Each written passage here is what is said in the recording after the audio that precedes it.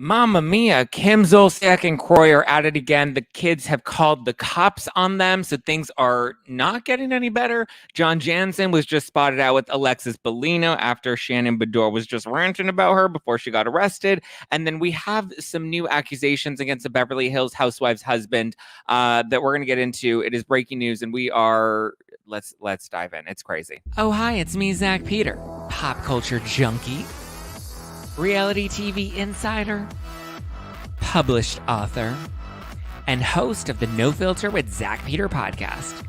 Here I'll bring you all the latest news on the Real Housewives, deep dives into celebrity legal scandals, and unfiltered convos with your favorite stars. I've got you covered. And yes, I always keep receipts. So be sure to hit that like button and subscribe for all the latest tea. Now, let's dive in. Hi guys, welcome on in. How is everybody doing today? It is Wednesday, hump day, almost Thanksgiving. I went and I killed it at Orange Theory this morning. I was just like killing it. I did over 800 calories and I got, I think, 25 splat points today. So I'm like, yes, I'm a boss. I was like, drip, drop. Like when I hit it, oh my God, my arms look skinny. They look skinny today. I'm not going to show them off, but they do look very toned. When I'm naked, I'm like, ooh, who is that? I'm like, oh, hey, boo. Okay, what do we want to start with? Do we want to start with Kim or Shannon? Well, actually, let's start with this breaking news that just came in right now. It was just shared on the New York Post that Anne Marie, so she's the newbie on Real Housewives of Beverly Hills this season. I believe she's getting introduced in a week or two in episode 6. And I think we're on episode 4 this week. So at least, yeah, probably about another 2 weeks before we get her at the dinner party from Hal at Kyle's house, where Sutton really starts to poke at the cheating rumors and possibly divorce between Kyle and Mauricio. But so Anne Marie's husband, Marcellus Wiley, he's being accused of rape. Apparently, there was a fellow Columbia student that he went to school with back in '94, and that's when this alleged rape happened. That's what, 29. I was born in '93. I'm 30, so this was 29 years ago. Listen, I don't know much about the accusations. It was just reported in the New York Post this morning. From my understanding, she is alleging that she was a virgin at the time he forced himself onto her, and she's now taking legal action against him. Yes, we should always believe victims, but also people are innocent until proven guilty, so we'll see how this plays out. Interesting, though, that it's 29 years later, and I'm just curious as to what the reasoning was behind coming out now, what made her confident enough to want to press charges now. That said, let's move on to some liner news. I feel like that was a little heavy to start the day off with, but I do want to say this though. There is a new episode of Two Teas in a Pod, hosted by Teddy Mellencamp and Tamra Judge, and it was a new episode that dropped. What's today? Wednesday. So it dropped Tuesday night, Wednesday morning. The new episode this week, Tuesday night, Wednesday morning. Let's see, what is the episode called? The episode is titled, because I want everybody to go, and if they, it's called The Quiet Woman Isn't So Quiet, dropped on November 21st, okay? Right around the 8-minute mark, there's a really interesting story that I think everyone will enjoy. Remember when I told you that the streets of BravoCon were talking? Well, seems like the whispers that were circling through BravoCon, now some people are starting to speak out. I wasn't sure if anybody ever would. This was a new story to me when somebody sent it to me this morning and I listened to it. I was like, oh, I didn't hear this particular story, but I heard other stories, but this one doesn't surprise me. So if you just happen to be listening to Two Teas in a Pod today, right around that 8-minute mark, there's some tea. And listen, it's another one. The streets are talking. Yes, the streets have been talking, and I'm just glad that, I also want to say, I'm also very grateful to Erica Jane, who went on her Instagram story recently, or Instagram Live. She's on Instagram Live, and she had really nice things to say about me. I guess it came up in the live chat. People had mentioned me or asked her a question about me, and she, said that I've always been very fair and that she adores me. And listen, likewise, she's always been very sweet and kind to me, and I've, very proud of the content that I've always put out, and I think the content that I've put out has always been fair. And listen, my interactions with other housewives have always been pleasant. To my recollection, my interactions with any other Bravo Lab have always been pleasant to my recollection. So I'll just say they're not blasting me on their podcasts. So listen, you are a reflection of how you treat people. And I always try my best to treat people with respect and to be kind to them, because you never know when the streets start talking and they start swapping stories. That said, listen to Two T's in a Pod. Okay, let's get into the Kim Zolciak of it all, because this is also kind of heavy news. Oh, thank you guys. The Erica interview was great. The Erica interview will score you other Housewives interviews. I sure hope so. Why wouldn't she? You're a true professional. Thank you. The interview has not even been out for 2 weeks, and I think we've already broken like 100,000 streams, which was incredible. Sorry, I almost said something shady, but it's incredible. It is, one of our best episodes, and the interview that I'm the most proud of, probably outside of my Jenny McCarthy interview from last year. This one I'm really proud of because I feel like it was a long time coming. It was a very honest conversation. She let her guard down. I tried to create a safe space for her to open up, and I'm, very, very proud of that. So, boom, boom, boom, boom. Okay, let's talk about Kim Zolciak. This is also kind of sad news, but I mean, let's get into it. TMZ reported on Monday that there are 3 police officers that were called to Kim and Kroy's house after one of their younger kids, unknown which child, but one of their younger kids called 911 because Kim and Kroy were having an explosive fight. I mean, this is just sad. It was also reported, I believe this morning by TMZ, that the fight was over their finances and like the state of the state of their financial demise, really. Their house, I know, is up for sale. I think it's up for what, 6 million.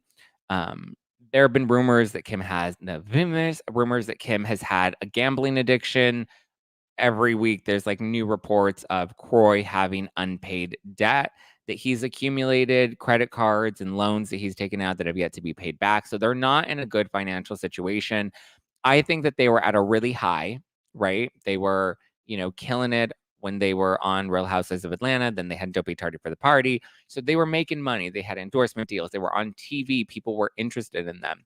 And I think they just maybe were spending a little beyond their means and weren't able to cut back on that spending when money got tight.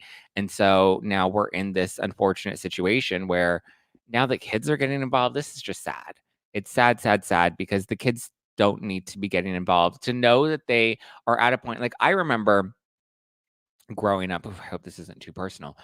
Sorry, Mom. But I remember growing up, my stepfather was a heavy, heavy drinker, really heavy alcoholic. And I remember him and my mother getting into fights. I don't need to get into details because I want to respect, their privacy. But like, I remember them getting into really bad fights and me getting so scared and like grabbing her phone and running into the car and hiding in the back seat and trying to call 911. Like, I remember what that fear was like.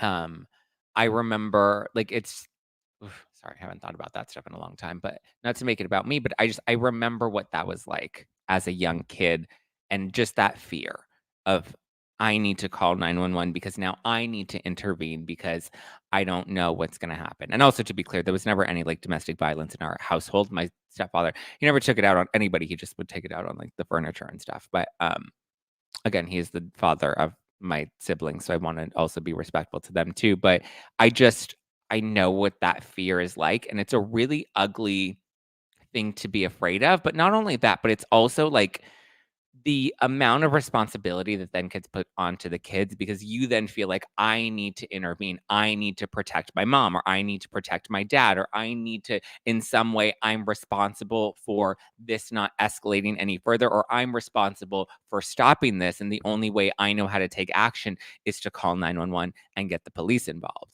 So I just think it's unfortunate that the kids are now so like affected by it to the point where they're the ones that are actually calling the cops. Because we know Kim has done that in the past.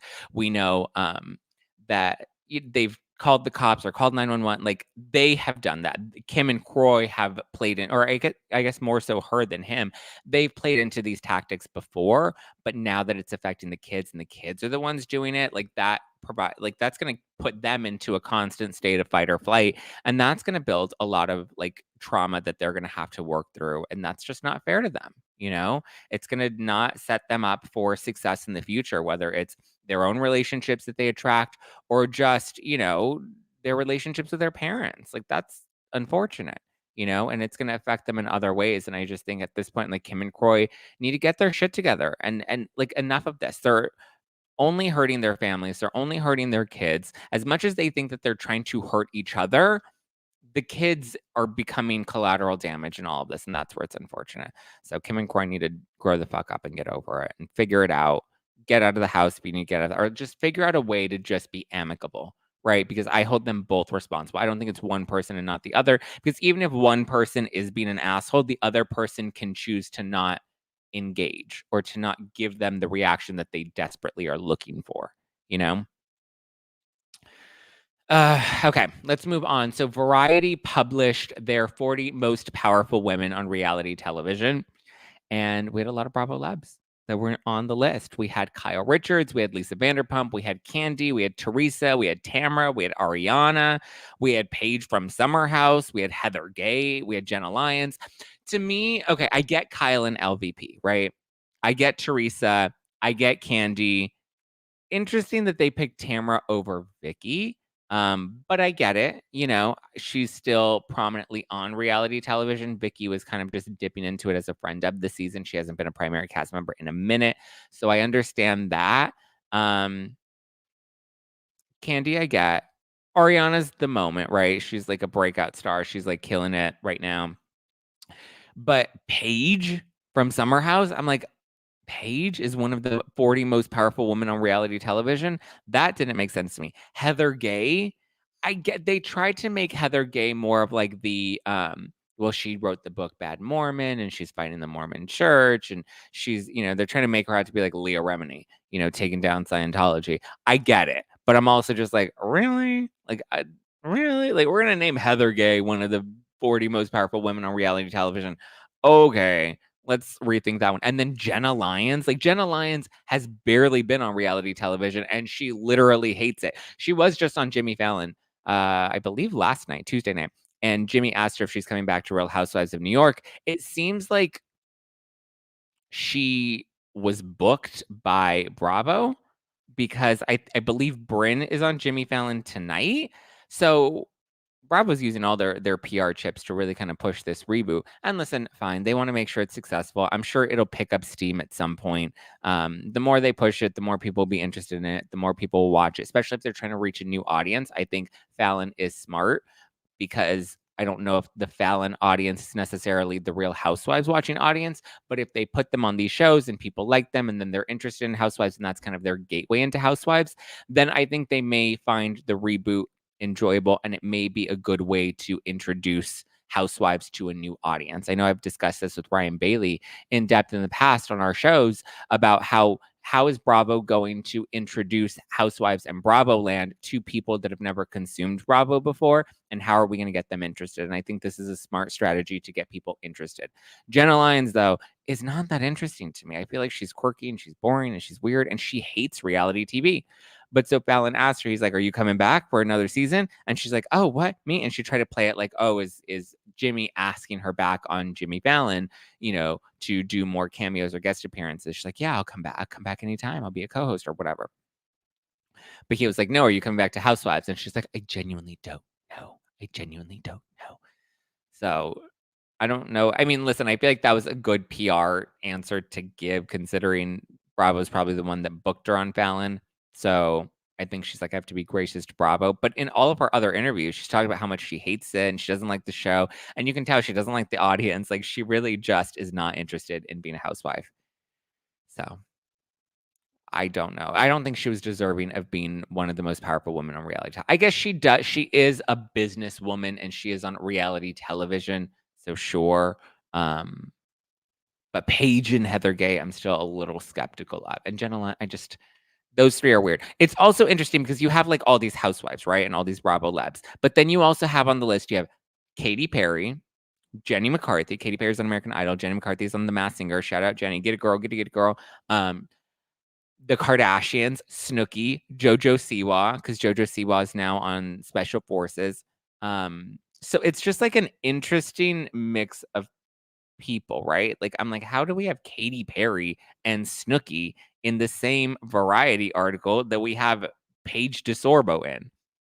It's just, and that's no shade to Paige. I've had Paige on this show, but it's just strange. Like Paige and Katy Perry, Heather Gay and the Kardashians. It's just weird. It doesn't make sense to me in my brain, but maybe it's not supposed to make sense. Maybe it's just supposed to, I don't know. It's interesting. Very interesting. I don't know.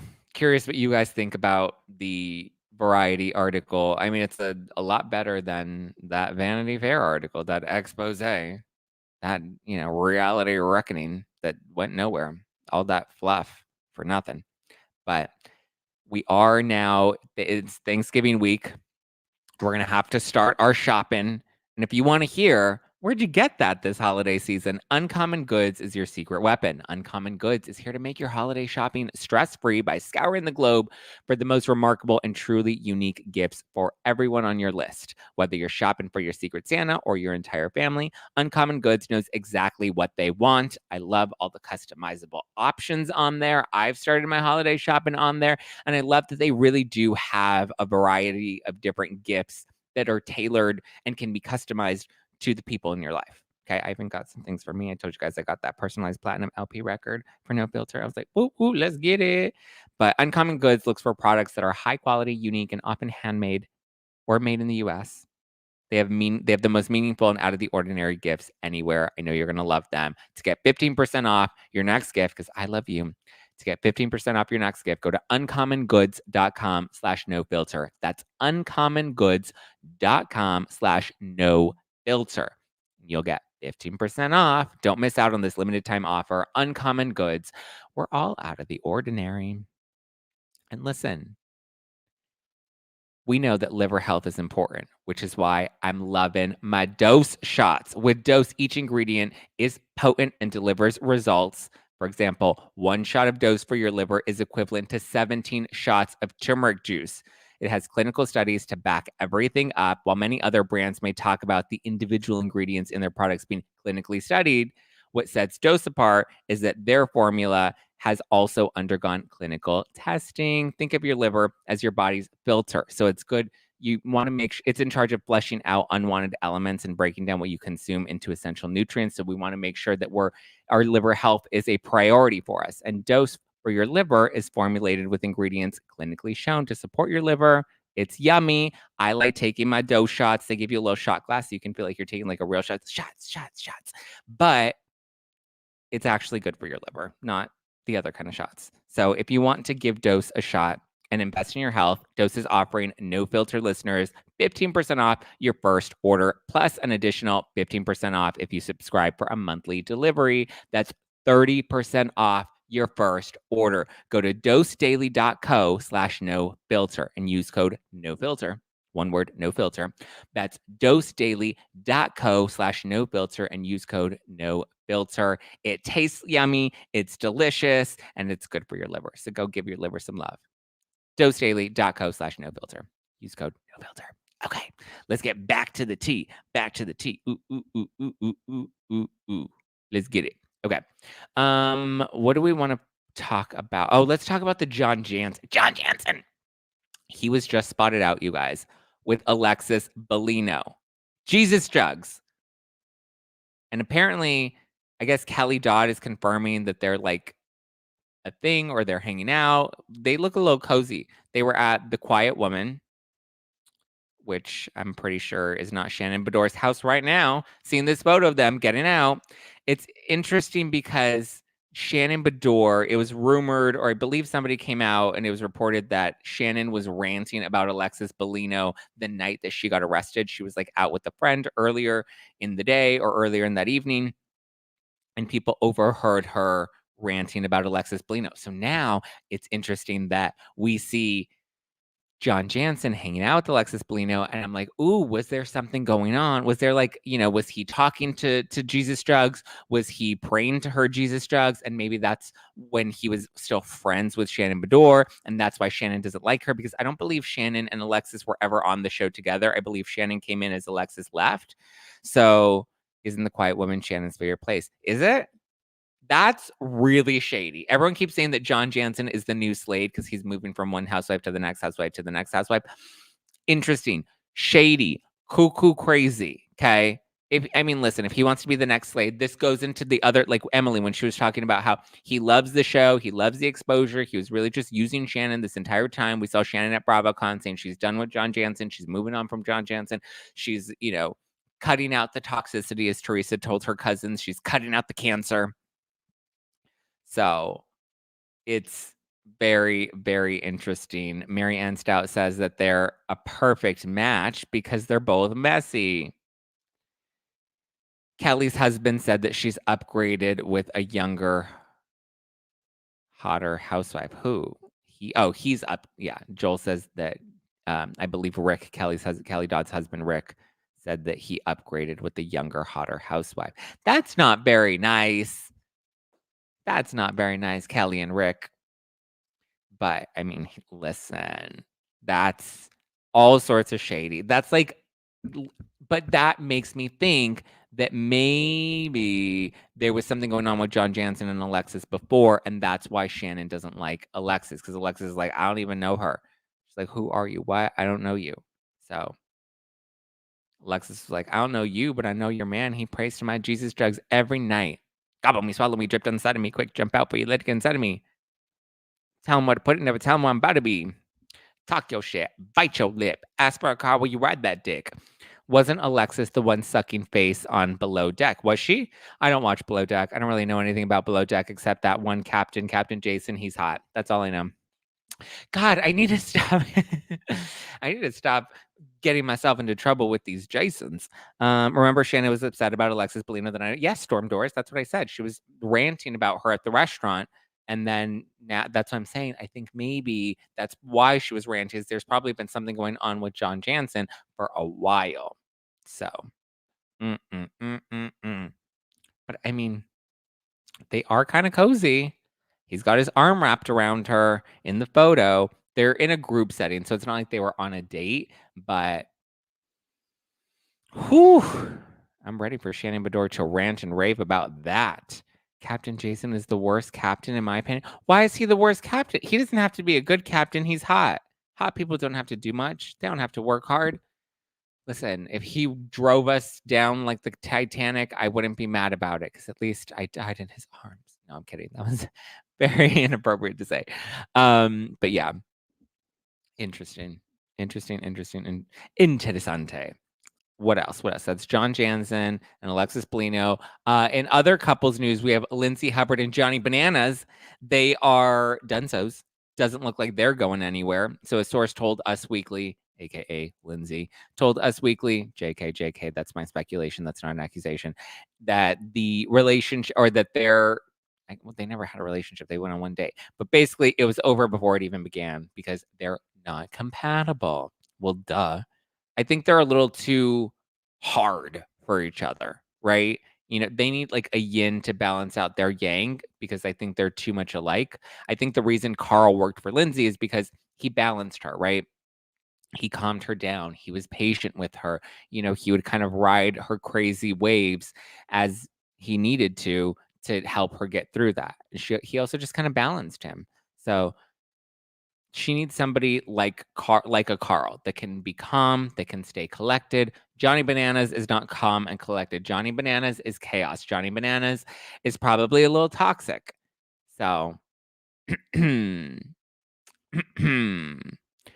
he needs himself like a beta, which is why I think like him and Corinne, if anybody's watching House of Villains right now, him and Corinne work pretty well because well, I don't know. Corinne's not coming off great. She looks like real thirsty.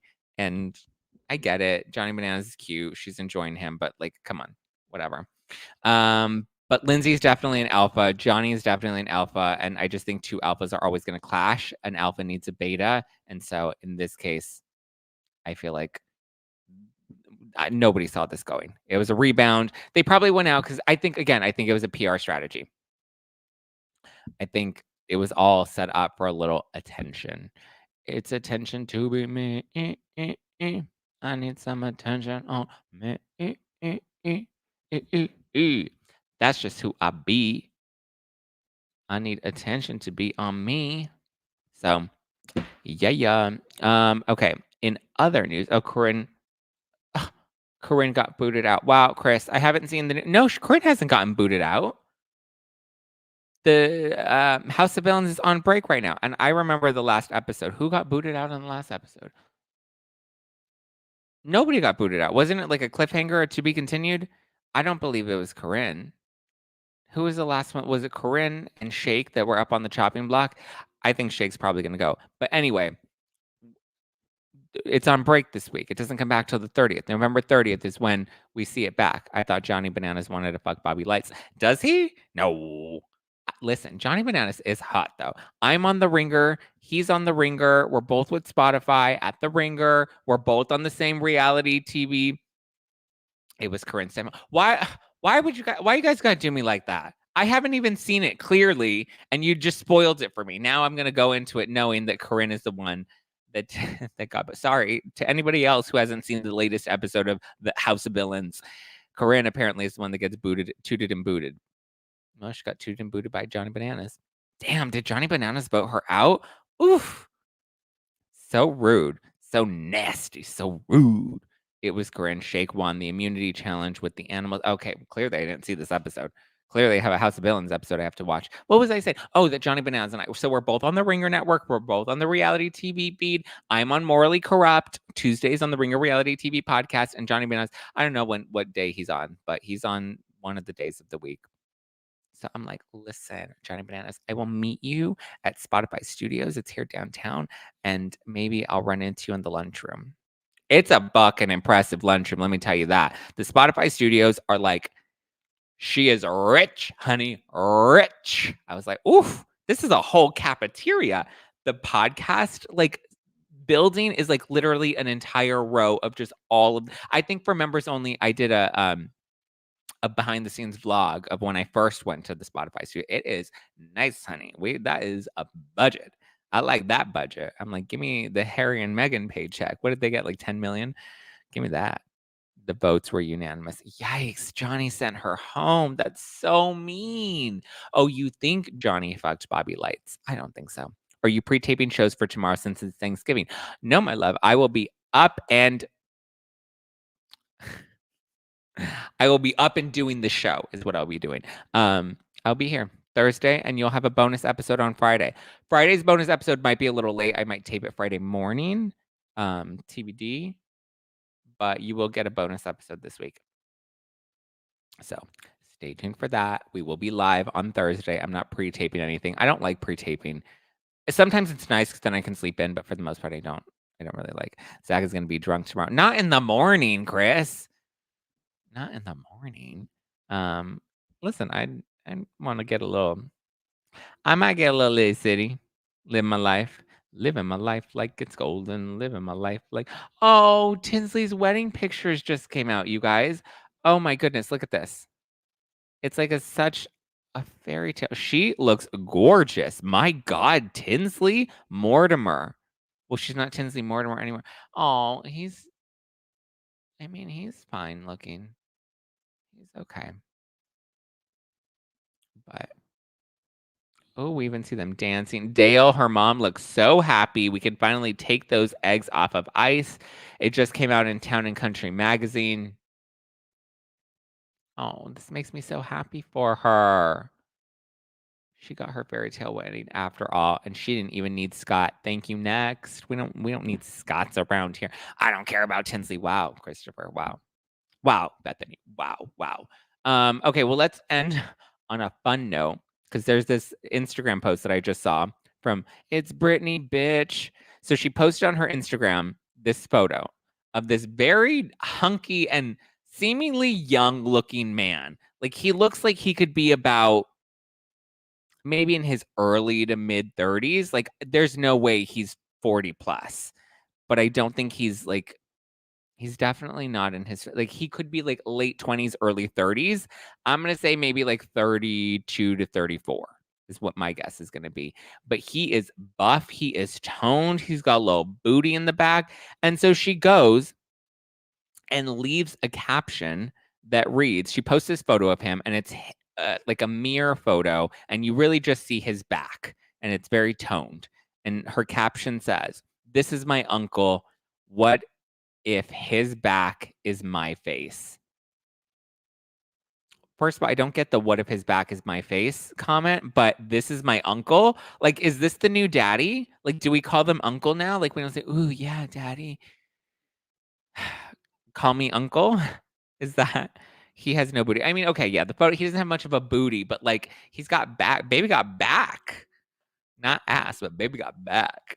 He be looking cute. But I'm like, uncle, there is no way that he is older than Britney. But uncle, how I don't get it. I don't get it. It's interesting. Uncle because he's too young to be her daddy. Oh. Oh, because if you're dating a younger guy's not gonna be dad. Well, I don't know. You can call me daddy. Um, um sorry. What was I saying? I mean, I guess that makes sense. I've just never heard that before.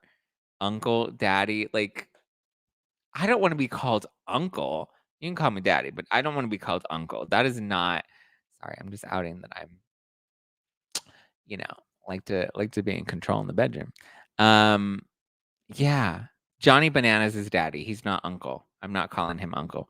That's just weird. When you think uncle, like it's just like kind of creepy because like people have creepy uncles and it's just like not the vibe, right? It's not the vibe. So it's weird. Why is she calling him uncle?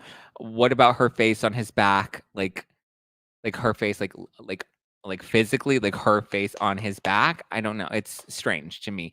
But Brittany, everything Brittany does these days is strange to me, and I'm always confused. And she's just constantly throwing one plot twist after the next. So, hmm. um, what does Zach's Thanksgiving look like? Well, tomorrow morning, I'm gonna have to run, or maybe today, I'm gonna run some errands and buy some stuff to cook. I usually do the earlier half of the day with my dad's side of the family because we do things really early.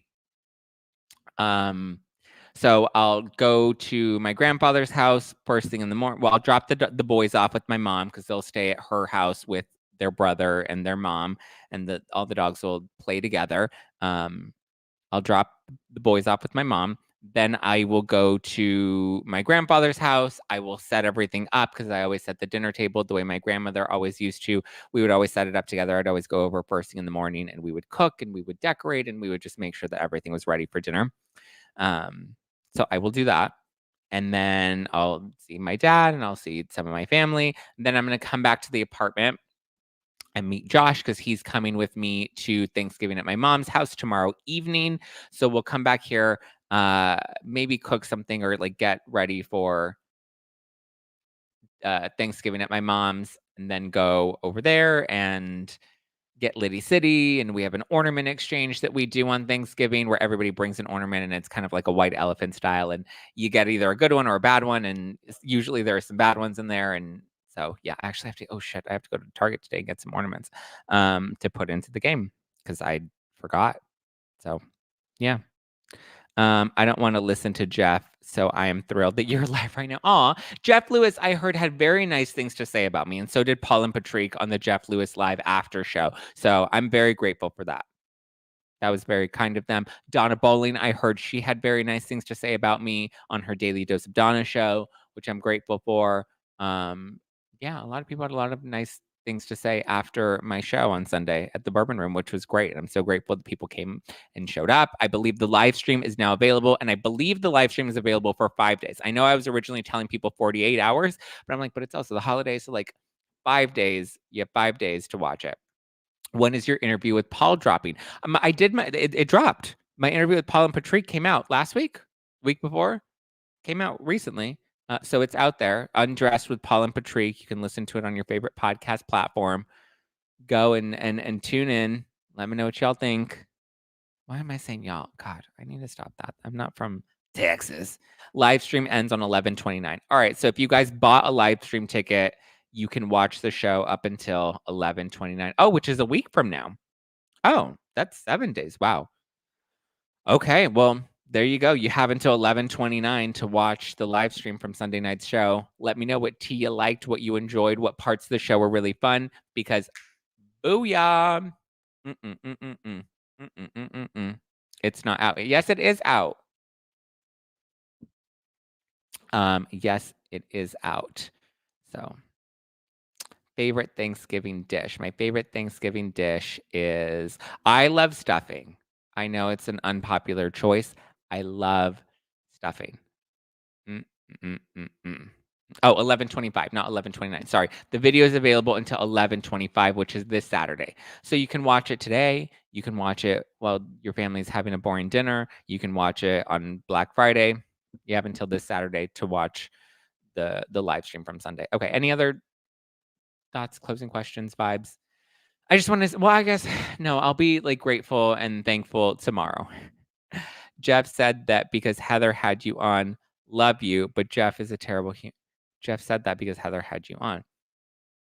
Jeff is a horrible manipulator. Listen, I'm grateful that anybody had anything nice to say about me. And anytime there's a compliment that's paid, I'm going to take it. I'm going to appreciate it. And I'm going to say thank you for it. Macaroni in a pot. That's some wet ass pussy. Gobble me, swallow me, dripped inside of me, quick jump up, let it get inside of me. You have to click video on demand under your ticket. Yeah, so if you bought a live stream ticket, Christopher is telling you guys you have to click on video on demand because it will be, the recording is on the demand. So there you go. But I love you guys. I'm grateful for you guys. I will talk to you tomorrow morning, Thanksgiving morning. If you need to chat, I will be here. All right. Bye, guys. Love you. Mean it.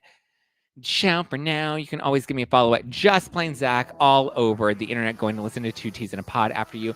Please do remember the 8-minute mark on the new episode of Two Teas in a Pod. Zack is so hot. Am I hot? I feel like I look cute today. I feel like the hair is popping. The skin's looking glistening.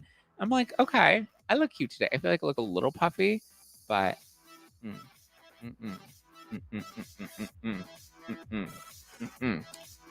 give me a follow at Just Plain Zack all over the internet. Follow the podcast at No Filter with Zack. And stay tuned. I hope you guys have a lovely Thanksgiving. If you aren't able to join the live stream tomorrow or listen to the episode, I love you. I appreciate you. Have a wonderful, wonderful weekend. I will have a bonus episode that will drop this weekend for sure. As always, I'm going to keep up with my regular content. All right, guys. I got to go. I have to run to the market. I have to get some stuff for tomorrow. And then I have to go to Target and I have to get ornaments for the ornament exchange. And then I need to get new shoes for tomorrow too. So, okay. Thank you guys. Love you. I appreciate you. Ciao for now.